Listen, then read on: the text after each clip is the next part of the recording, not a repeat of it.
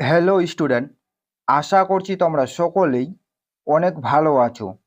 আজকে আমরা আলোচনা করব অগ্নিবীর আর্মি 2025 সালের জন্য অত্যন্ত গুরুত্বপূর্ণ প্রশ্ন ও উত্তর।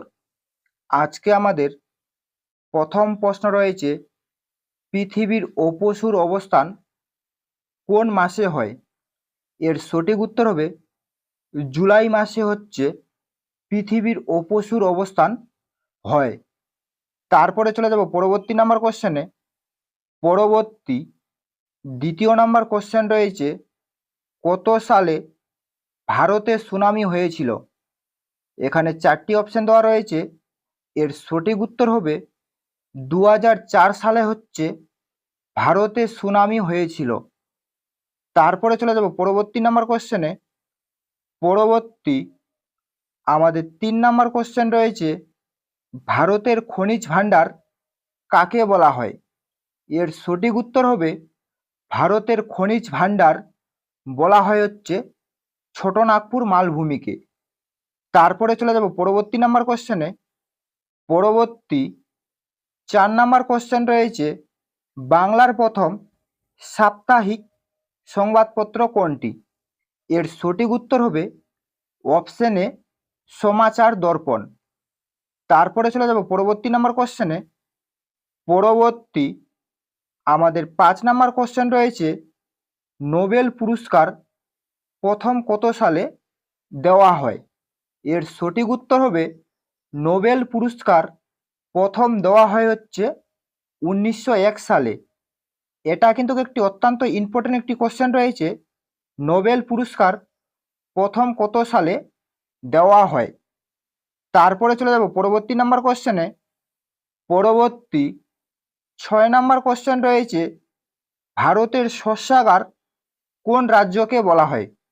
এর সঠিক উত্তর হবে ভারতের শস্যাগার বলা হয় হচ্ছে পাঞ্জাব রাজ্যকে। তারপরে চলে যাব পরবর্তী নাম্বার কোশ্চেনে। পরবর্তী আমাদের 7 নাম্বার কোশ্চেন রয়েছে, নিচের কোন কাপটি ব্যাডমিন্টন খেলার সাথে যুক্ত? এর সঠিক উত্তর হবে অপশন সি, উবের কাপ হচ্ছে ব্যাডমিন্টন খেলার সাথে যুক্ত। এবং তার সঙ্গে তোমরা কমেন্টের মাধ্যমে জানাও, আগা খান কাপ কোন খেলার সাথে যুক্ত? এটাও কিন্তু একটি অত্যন্ত ইম্পর্টেন্ট একটি কোশ্চেন রয়েছে, নিচের কোন কাপটি ব্যাডমিন্টন খেলার সাথে যুক্ত? তারপরে চলে যাব পরবর্তী নাম্বার কোশ্চেনে। পরবর্তী 8 নাম্বার কোশ্চেন রয়েছে, নিচের কোনটি ভারতের দীর্ঘতম উপনদী? এর সঠিক উত্তর হবে অপশন বি, যমুনা হচ্ছে ভারতের দীর্ঘতম উপনদী। তারপরে চলে যাব পরবর্তী নাম্বার কোশ্চেনে।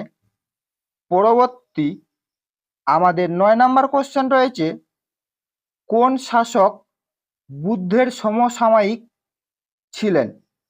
এর সঠিক উত্তর হবে অপশন এ, অর্থাৎ বিম্বিসার।